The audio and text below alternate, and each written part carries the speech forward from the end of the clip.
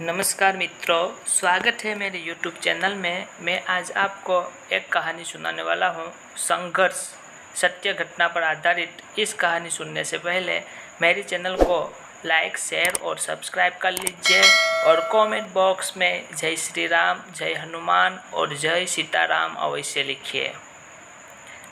संघर्ष, सत्य घटना पर आधारित। बहुत दिनों की बात है। रामनगर गांव में एक दयालु नाथ नाम का पहलवान था। उसका नाम तो दयालु था, पर दया उसके स्वभाव में नहीं था। उसकी माँ का नाम सीता था। उसने मेहनत मजदूरी करके दयालु नाथ को पाल पोस कर बड़ा किया था। वह बेटा, जो कि 10 वर्ष बाद बड़े ही मन्नतों से पैदा हुआ था। छोटे से ही वह बहुत ही बदमाश था। गांव के सभी बच्चों से हमेशा लड़ता झगड़ता रहता था। माँ चोची, अभी छोटा है इसलिए ऐसा करता है, बड़े होने पर नहीं किया करेगा।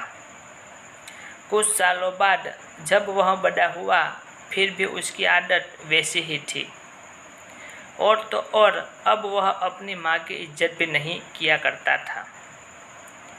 फिर भी माँ उसे कुछ नहीं कहती थी। वह उसकी गलतियों को अनदेखा करती थी।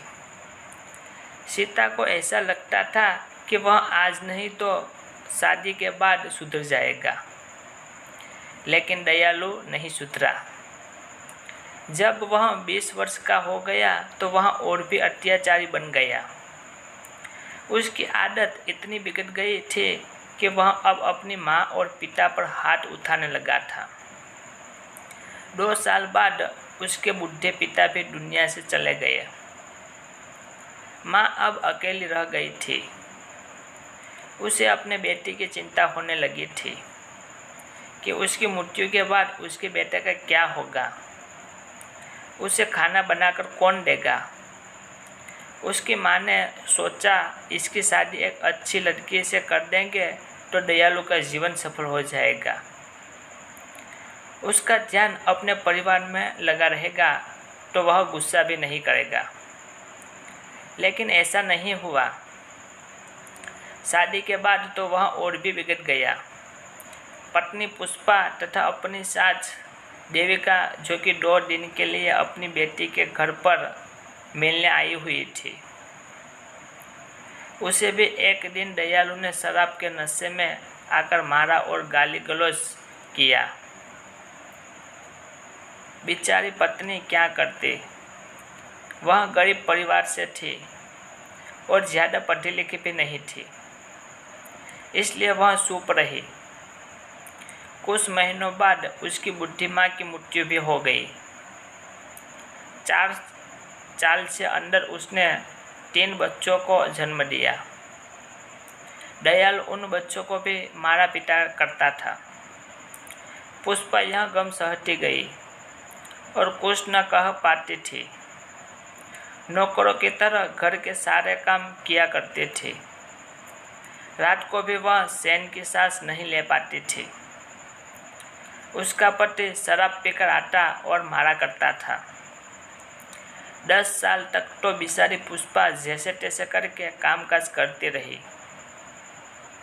और अपने अत्याचारी पति के मार सहती रही थी, ताकि उसके बच्चे पढ़ लिख कर अच्छे ऑफिसर बन जाए और वे उनकी माँ की तरह जीवन न जिए। भगवान की कृपा और पुष्पा की मेहनत रंग लाई। जो कॉलेज में पढ़ती थी, वह MSc इंडिया में प्रथम आई। उसकी माँ का सपना पूरा होने लगा था। उसे अपनी बेटी पर गर्व था कि यह एक दिन बड़ा मुकाम हासिल करेगी।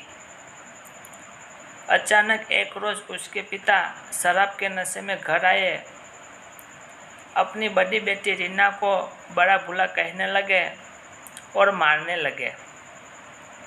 रीना पढ़ी लिखी और समझदार लड़की थी। उसने जैसे तैसे करके अपने आप को बचाई, यहाँ तक कि माँ भी उसे बचाने आई तो उसे भी मारा। यह देखकर उसके दोनों भाई चुपचाप एक कोने में बैठकर रोने लगे। रीना अपनी गलती के बारे में पूछती है कि मैंने कौन सी गलती कर दी। सीधा कॉलेज से घर ही तो आ रही है पिता। पिता शराब की हालत में जोर से बोलते हैं, मैंने अगली बार तुम्हें राहुल के साथ देखा तो समझ जाना। रीना मध्यम स्वर में, राहुल मेरे कक्षा में पढ़ता है और वह मेरा अच्छा मित्र है। पिता, मैंने तुम्हें इतना बड़ा क्या राहुल के लिए किया है कि तुम उसके साथ चली जाओ? तुम्हारे ऊपर और तुम्हारे शरीर के ऊपर सिर्फ मेरा ही हक है, इसे मैं किसी और के हवाले नहीं कर सकता हूँ। रीना और उसकी माँ यह वाक्य सुनते ही चुप हो गई और अपने मन में सोचने लगे कि यह पिता है कि हैवान। रीना अब इस घर में एक पल के लिए भी नहीं रुकना चाहती थी, क्योंकि हर रोज के नाटक से वह थक चुकी थी।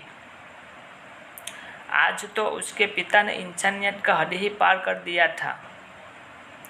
अब उसे पिता नाम से भी घृणा होने लगी थी।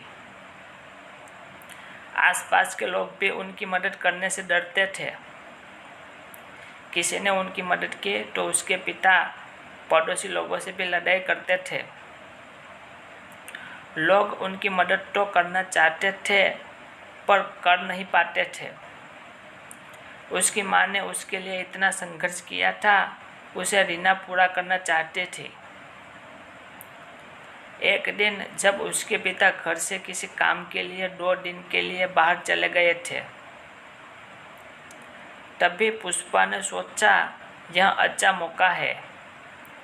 रोज रोज के झगड़े से तंग आकर पुष्पा ने रीना की शादी अपनी सहेली के बेटे राहुल जो कि उसके ही कक्षा में पढ़ता था, उससे करा देती है और अपनी बेटी को इस नर्क से निकाल देती है। उसी रात रीना और राहुल उस गांव से चले जाते हैं और नागपुर शहर में जाकर अपनी आगे की पढ़ाई करते हैं। घर पर जब उसके पिता को यह बात पता चलती है तो हमेशा की तरह फिर से लड़ाई होती है। लेकिन आज के इस लड़ाई से पुष्पा को बहुत सुख समय बीतता गया। जल्द ही रीना वकील बन गई।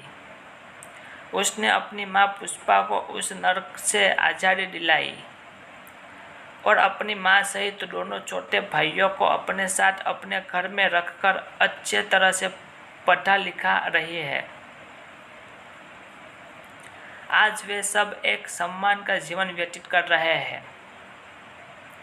अतः पुष्पा का यह संघर्ष पूरा हुआ। उधर उसके पिता अब अकेले अपनी जिंदगी जी रहे हैं। कोई भी उन्हें खाने के लिए नहीं देता है। जैसे तैसे वह पापी अपना जीवन जी रहा है, या कह सकते हैं कि अपने कर्मों का सजा भुगत रहा है। इसलिए ऐसा कहा जाता है कि धरती पर स्वर्ग और नरक है। जो जैसा कर्म करेगा उससे वैसा ही भुगतना पड़ेगा। इसलिए सबके साथ अच्छा व्यवहार करना चाहिए ताकि हमारे साथ भी लोग अच्छा व्यवहार करें।